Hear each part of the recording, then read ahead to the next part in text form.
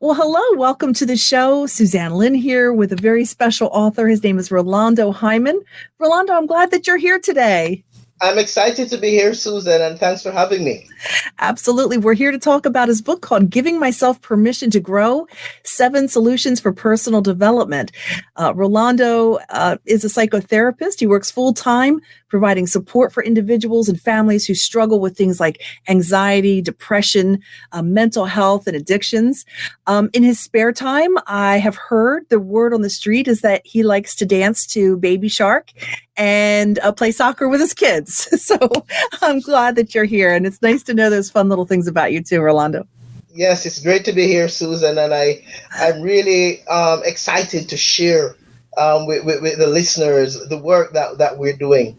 Absolutely. Well, let's talk about your book, Giving Myself Permission to Grow, 7 Solutions for Personal Development. What's the overall message of your book, Rolando? The overall message of the book, Susan, is to help persons to understand that instead of being stuck in the problem mindset, I try to write the book to help persons to get out of the problem mindset to a solution mindset. And so the idea that's been purported in the book is to help persons to recognize that there's actually ways for you to grow if you look through a different lens. What kind of lens should they be looking at? Is it a spiritual lens? Is it just a new way of seeing a problem? You know, it's a combination of all spiritual lens, psychological lens, emotional lens. It's really taking hold of the things that you can do, practical things actually, okay, that you can do that's going to help you to overcome your issues, your barriers, and grow. The idea behind it is growing. You know, when we're depressed, when we're struggling, when we're stuck in anger, we can't move past solutions. We need help. I mean, you just get so caught up, you can't take the next step because you stay stuck. What are some practical things that we can do? I know that you talk about the 7 solutions for personal development. What are some of those that we can apply to our lives? You know, and one of the things when you read the book, for example, we talk about things like being persistent and how do you do that. We talk about things like being very deliberate with self-care and how do you do that. We talk about things like of letting go of barriers. You know, how do you overcome barriers and how do you grow from trauma and grief and set goals for yourself. And so the idea that's being purported in the book is pinpointed some practical ways that you can grow and overcome your issues. Well, I imagine what happens when we get stuck in these issues, we start to neglect ourselves and self-care gets put on the back burner.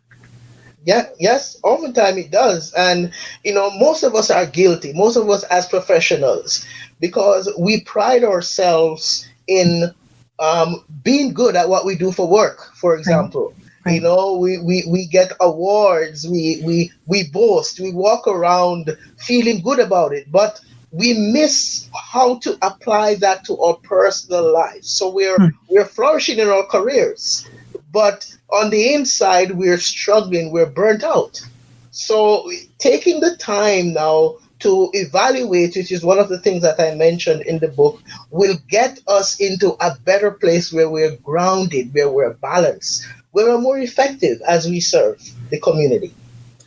You know, Rolando, one of the things that struck me with your book is that life doesn't have to happen to us. Like, we have control by choices that we make. Yes, and you know, one of the greatest gifts that you have, Susan, and that I have, is the gift of choice. Okay, and oftentimes we don't recognize that, and so we have to capture, how do I use choice to my advantage versus a disadvantage? And it's so often we don't realize that every decision that we make, every choice that we make, it has an impact. Right. So we want to pause and evaluate and think before we act versus acting before we think. You know, I'd love to know the heart behind why you wrote this. I mean, as a psychotherapist, are you just seeing people making the same mistakes and just saying, gosh, there are some principles that would really help as a foundational place for people to start? because you can't see everybody in the world at your practice, right? That's correct. Susan, what's powerful is in my own practice, I've come to recognize that sometimes the root cause of many issues is that people feel like there is a problem, something is not right, something needs to change. And so the idea came to me as I sat and I'm thinking, problem, problem. Why are we always thinking problem? And so it's from that same mentality I formulated this map. Okay, and that map is also in my book. I formulated this map, and I think, how do I push or influence rather my clients to come out of this problem circle and use it to their advantage? I built the idea, instead of seeing a problem, seeing persistence as a way out, or instead of seeing a problem, seeing opening up as a way out, instead of seeing a problem, seeing resting and self-care as a way out, instead of seeing a problem, seek to address psychological barriers and bring some balance. And in the book, I talk about those 4 pillars that sometimes we need to pay attention to: psychological, emotional, spiritual, and social balance, so that we can be effective. And a big piece that I mentioned in it is the idea of maintenance. We're willing to take our cars to get it serviced. We're willing to do rentals on our houses. We're willing to do all these things to be quote unquote happy, but we're not taking the time to work on maintenance of for personal well-being. And that is something that I'm purporting in the book. So perhaps it's pride that's keeping people from going to get help, where you say humility is a great place to be because you can get help. Susan, I'm glad you mentioned that, because, the thing that wowed me as I was writing this book and doing research, research has alluded to something that is called intellectual humility.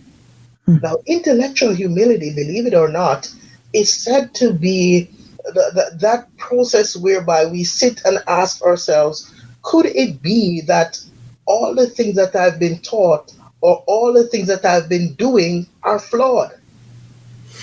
So then, if they are, what do I do with that? Right. Oh, that's a big question. And Susan, the book is also going to be accompanied with a workbook.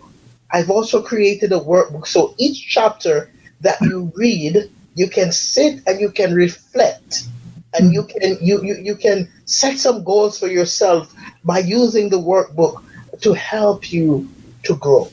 Wow. Well, unfortunately, the time has gone by so fast. What are some parting words that you would like to leave with your listeners and viewers? One of the exciting and the parting words I'd like to leave is just remember this, that the path, persistent is the path that leads to dreams being fulfilled. Okay? And so if there's something going on and you're thinking in your mind now, this is too much, I've got to, I can't make it. Just remember that each time you walk into your room and you flick the switch to turn the light on, it's because one guy was persistent and stuck to it. That's when we're enjoying the luxuries of the light bulb today. I love it. It can become a great change as well.